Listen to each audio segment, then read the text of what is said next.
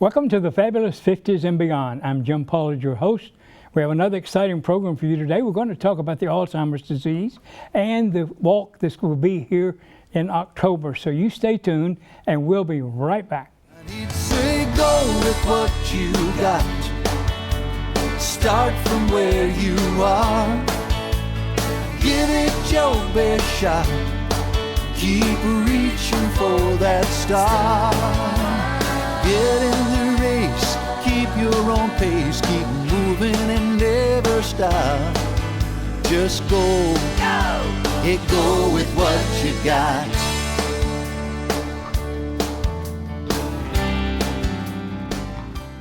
Alzheimer's disease is something that's close to my heart. My co-host for 9 years, my wife, died of that 3 years ago. We're going to talk about that today. We're going to talk about the effects that it has. We're going to talk about what's going on in the world of research, and we're going to talk about how costly it is. One of the stats that I just recently found out was that I knew that Alzheimer's was the 6th largest killer in the United States. I did not know, though, that more people with breast cancer and colon cancer together, their deaths do not total the number of Alzheimer's deaths. In Kentucky alone, during the year of 2017, there were 1,765 deaths. We're going to talk about that and a lot of other things. We're also going to talk about how you can take part in helping to cure this disease with the Alzheimer's walk. Before we do that, though, a few weeks ago I was able to catch up with our Congressman James Comer and ask him a few questions about Alzheimer's and what's happening on a national level. So you stay tuned while we have this short interview with Congressman Comer. There's no group that's more effective at grassroots lobbying in Washington than the Alzheimer's group.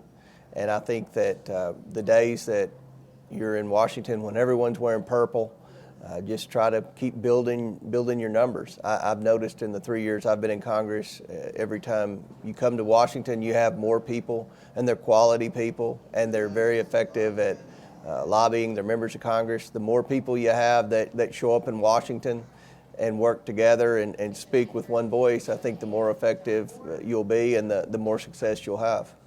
I think that the best way to get your message across to members of Congress on the urgency of funding for Alzheimer's is to show statistics in each district, try to make it personal. The people that lobby me in Kentucky are people I know in the district, and we talk about people that we know, have mutual friendships with. Every member of Congress probably has a family member that suffered from this disease, and I think the more personal you can make it, the more factual you can make it with the high number of the population in each congressional district that suffers from this disease, the more effective you'll be with the members of Congress in attaining the goal of getting more funding. The more personal you can make it with the members of Congress, when you tie it in with a certain family member that they've seen suffer from this disease. And it's not just the family member that suffers from the disease, it's the caretakers. Usually the caretakers are members of the family as well. So I think the more personal you can make it, the more effective you'll be in attaining the goal of getting more funding from Congress. Well, it's tougher and tougher to get more funding. You know, we've got a spending problem in Washington, and eventually Congress is going to have some type of balanced budget amendment. When that happens, there'll be massive spending cuts everywhere. So it's harder and harder to get money in Washington. But I think that the Alzheimer's groups, you all have been very effective because you have an effective grassroots lobby. So my advice is to keep building the numbers of people that you have direct relationships with Congress. You know, this year at our meeting in Paducah, the crowd was much bigger than last year. And I know that every time you come to my office in Washington, there are a few more people representing the group each time. So keep building the numbers or strength in numbers. And I think that's the best path to success in the future, because honestly, with the way the budget is in Washington, with the deficits that we're running in Washington, it's going to get harder and harder to get more funding for any groups out there.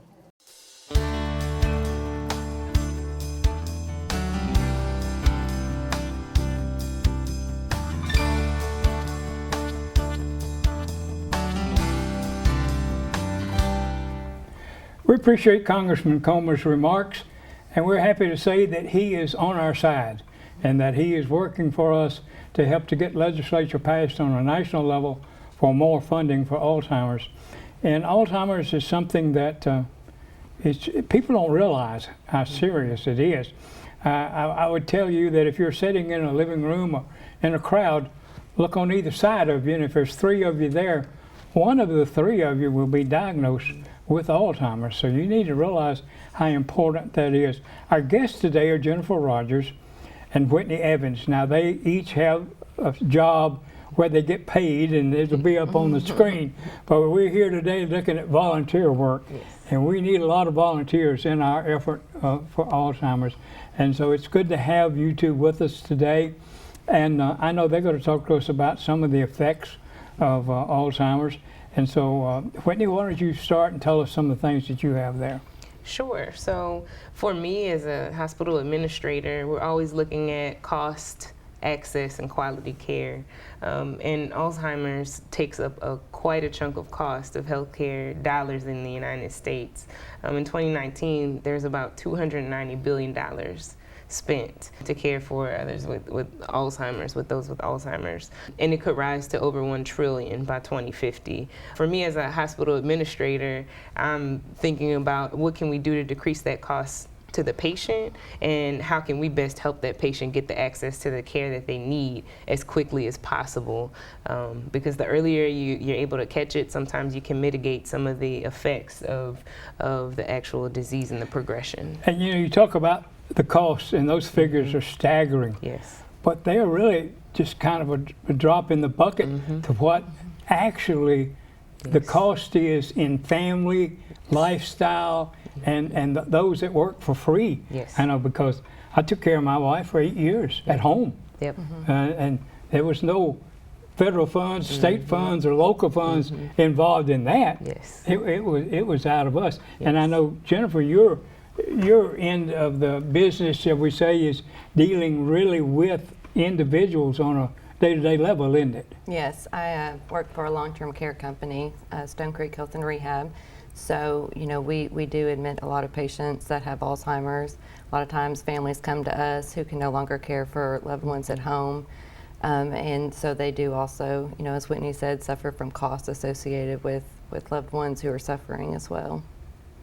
I know that it was impressed upon me, and I try to impress it upon people, that the caregiver has to be very careful, or they'll end up in worse shape than the person they're giving care to. Absolutely. I have a friend of mine, y'all were at the meeting the other day when I said his wife, he's my best friend in Nashville, and we talk 2, 3, 4 times a week.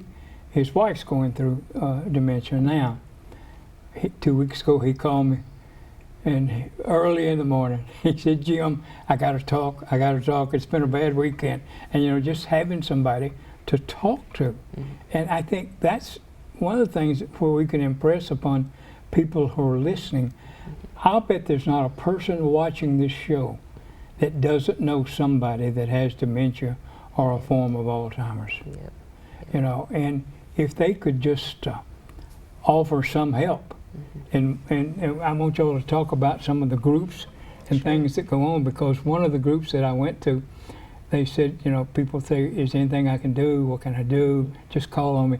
One of the things they said, you take a piece of paper and you make a list of at least 10 things that somebody can do. And when they say, "Can I help you?" you say, "Yes, let me go get my list." Take it off the refrigerator and say, "Can you do this for me?" And that's important. And one of the things that was so helpful to me was one of the ladies from church that my wife went to school with. Once a week, she would give me respite. She would come over, spend a half a day, sometimes a day, just to let me get out of the house. Because otherwise, I didn't get out of the house. We quit going to church. We quit visiting. She got to where she was afraid to ride in a car. She quit driving with no problem, but she got to where she was afraid to ride in a car. Right. So that meant your mobility is very, very limited at that. And so what are some of the ways that people can assist? Well, you just mentioned respite. And in the long-term care, a lot of times our facilities will offer respite stays.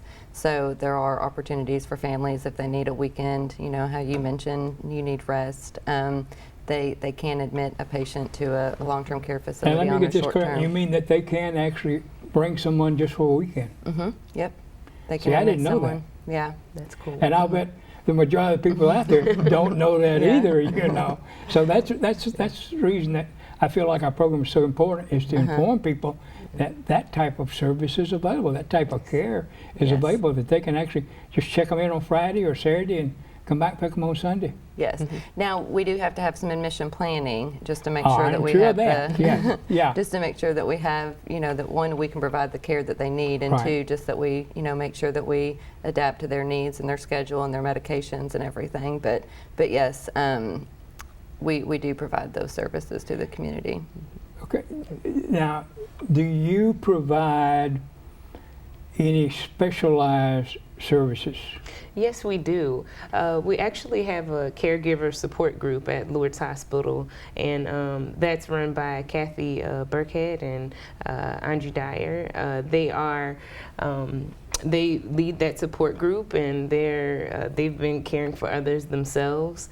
I have a statistic here where over 16 million Americans provide unpaid care to others, totaling 18.5 billion hours. That's a ton of hours. So I've participated in those groups, not only as a bystander, but also having one of our physicians speak at that, Dr. Jim Ed Couch. He's a neurologist, and he's able to give some tips on the latest research, as you mentioned. So that's one thing that we do provide, aside from our neurologist being able to provide medical care to patients who suffer with Alzheimer's or dementia. But that caregiver support group is a big deal. To be able to have a sort of safe space and a safe haven to be able to talk to others about what you're going through as a caregiver is a big deal, and it positively affects mental health and the long-term effort of caring for a loved one. Yeah, I want to give you a big plug for that, because that was one of the things that helped me a lot, was the support group over there was going, because you learn things that you don't know. Now, my best friend in Nashville, he knows I've been through it, so he relies on me, and I've told him he needs to find a support group though, but he relies on me to you know, he'll call me and he'll say, this happened. I said, well, now, Bill, you got to understand, that's going to happen. And it may be the first time, but it probably won't be the last time that happened. And I try to explain to him some of these things, because I learned not only from experience, but I learned from that group. I told him, I said, now, Bill, you got to remember, and he's hard because he's a take charge person. I said, you got to remember, Bill, you never win an argument. Right. And so, that's true. But the support groups are fantastic. And it's like with my, I have not found any, and you may know, any support groups on Facebook for Alzheimer's or dementia. I haven't found any on Facebook. I know ours are in person at the hospital. I'm sure there is a support group, probably nationally, but I'm not sure about a local one. Yeah. See, I found with losing my leg, I found several support groups on Facebook with people who've lost their leg. Yes. And that's been very helpful. And and it's been helpful in a lot of ways. One way, it lets me know how blessed I am with what little, and I call it little, that I've had to go through compared to what some other people have had to go through. And I think that the more education we can get out, the better we are. Now, you talk about educational programs. What are some of them that we have here? Sure, we've done, I can't speak for Stonecreek, but I'm sure there's some clinical education. We've done mainly clinical education and helping to provide our nurses with the correct way to care for those particular patients, because it is, each patient you have to take what's going on at the time. So to be able to best care for those patients, we have an inpatient mental health unit specifically for the geriatric population, which tends to heavily weigh toward the Alzheimer's and dementia side of things. So aside from our clinical education, we've also had community events.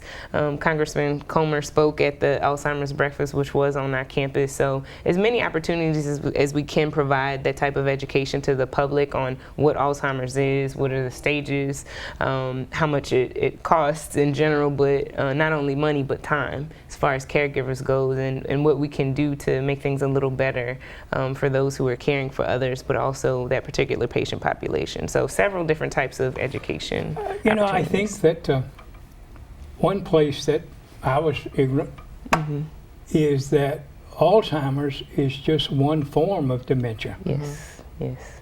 And that there are several, and each one of them has its own peculiarities, I guess, for lack of a better word.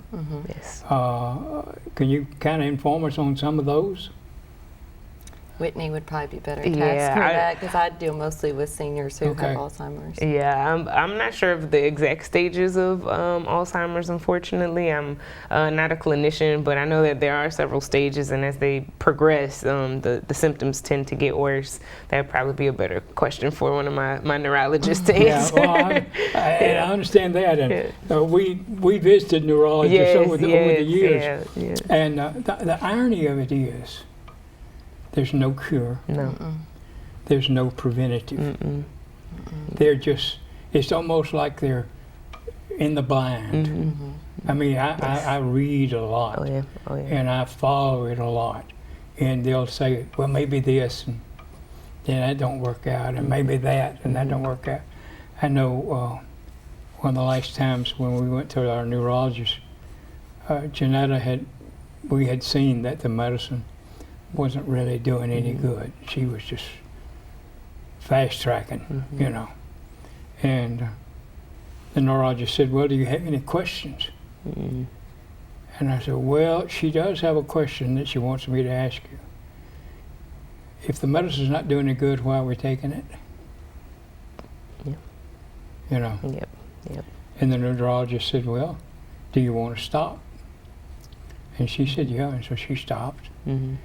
It didn't affect her either way. You know, and that's where research becomes, and the irony of it is the stat that I gave from the very beginning, that breast cancer and colon cancer together don't equal the amount of people that die from Alzheimer's in a year. And yet they get all these big funds and big funding. And I know it's their lobbyists and it's their lobby. And I think we need to do more. We need to talk to our congressmen, and we need to talk to our senators, and we need to talk to our people, and we need to remind them, because they've got to have somebody in their own family affected by it. And I think we just need to keep reminding them. If we don't, you know, the stats are bad in at what the future holds. I mean, when you're talking about the number of people that can be affected and the amount of money, and healthcare doesn't get any cheaper. I mean, you know, in a lot of businesses, as the volume gets bigger, they get cheaper. Not in healthcare. Not in healthcare. Not at all. And so this is something that we really need to talk about. Well, let's talk about the walk. I know that's one of the things that we want to talk about. It's an annual event, and let's talk about the local one. Where's it going to be, and all that's involved. This year the walk will be at Noble Park. We're going to hold it on October 26th. Registration begins at 9 o'clock. We'll be meeting at the Amphitheatre in the park. And if you've ever been to the walk before, you know that when you come in, we have usually an opening ceremony. We will have our presenting sponsor, which is Edward Jones. They usually will do a presentation, which will be followed by the flower ceremony, and then after that we'll do the walk. Talk about the flower ceremony for people who don't know. Well, the flower ceremony is it's just kind of a way to honor those that suffer from Alzheimer's, those who are a caregiver for someone with Alzheimer's. And then recently they just added a new flower, which is the white flower, which we're hoping will eventually be held by someone who's been cured of Alzheimer's. Yeah, I know that's the big theme now. Is who will be the first white flower? Yeah, definitely. And that's exciting. How can someone become involved in the walk? Well, there's all kinds of different ways to become involved. Whitney and I are on the walk committee, which meets once a month. We meet at Morningside of Paducah on the second Wednesday at noon. A representative from the Alzheimer Association, who is Lisa Schaefer, comes down and meets with us, and we just go over sponsorships, how we can attract new team members, how we can get new committee members that can help us kind of market the walk. We do have a local Facebook page, so that kind of will go over some ways that you can get involved. If that's a little bit too much of a commitment, then I encourage people to sign up for a team. Okay, can you give us the Facebook page? I don't Purchase actually manage area. that. It's like purchase area, walk to end Alzheimer's. Yeah. Okay. Yeah, Now, so- I know that there is a lot of information on the website, Yes. Yes. and because I use it a lot. I look at it a lot and see what's going on so that people can follow it and check it out there. Give us a little history on how much was raised last year. Do you know? Last year we raised over $82,000. And what's the goal this year? 87. Oh, it's not enough. I say go for 100. Yeah. I say go for 100 too. Yeah, I say go for 100. You Yes. know, and that's another thing. I mentioned it in our last show. I don't think I have ever seen an area as giving as West Kentucky. I agree. You know, whatever the cause, whatever the purpose, people get their pocketbook out and they give. Not only do they give, they participate, because giving is not necessarily everything that needs to be done. You got to participate too, and they promote and they do all of these things about the different causes and organizations in this area. You know, I like the brown truck pull and the dragon boat races and the polar bear dive and all of those things. It's amazing the amount of money that they raise, and I think it's great. And I do think, you know, cancer is a big thing. My brother has it, and but you know, they have been so well organized for so many years and so well publicized. I mean, I would love to see Alzheimer's get to the point to where we have a Benton Walk, Right. or we have a Marshall County High School night with a walk, and we have 1 or 2 or 3 here in Paducah. I would like that, and that's a lot of work and a lot of volunteers. And I understand that the bulk of their work is with volunteers, and that's the reason that we encourage people that watch this show to volunteer. Don't wait to be asked. Yes. Go and volunteer. You know, get up off your rump and go volunteer to do something. And that's what's important, because if you'll do that, you'll be blessed and it'll give you something to do. At my age of 82, I'm glad that I can do this show. I'm glad that I can take part in the different things, because it keeps me busy, keeps my mind active, and gives me something to do. And I've said there's so many seniors sitting out there just wasting away that have abilities and knowledge and that they can contribute and help organizations out, and they need to be doing that. But they and as I say, don't wait to be asked. Right. Volunteer. How can they volunteer, as we talked about here?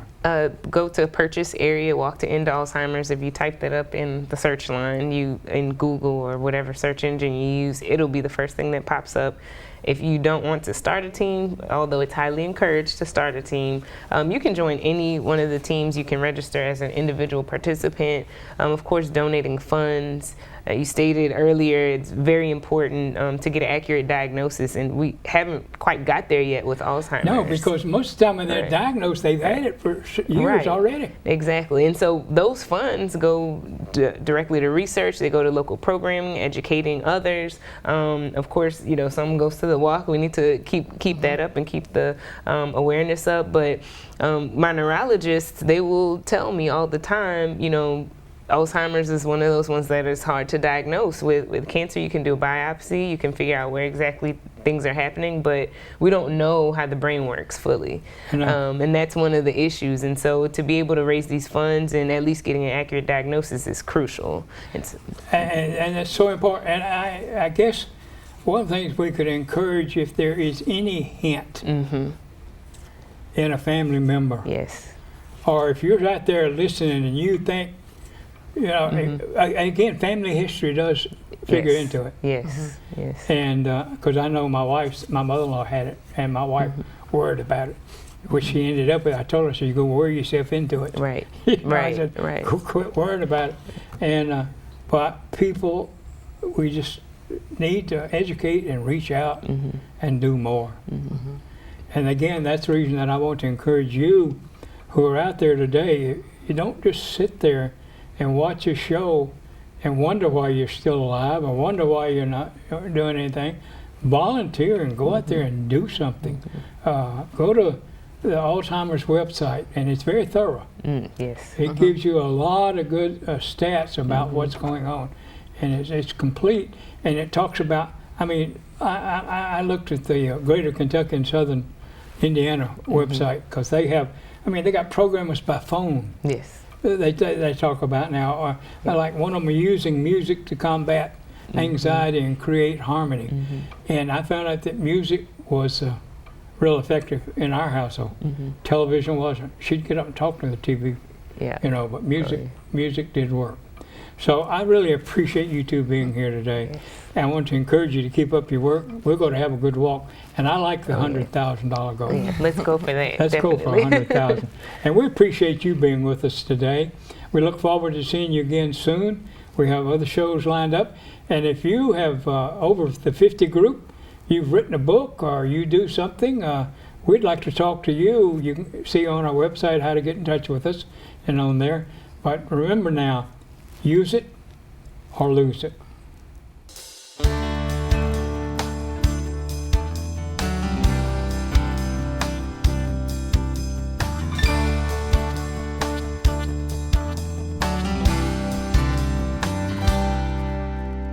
Can't see as well as I used to.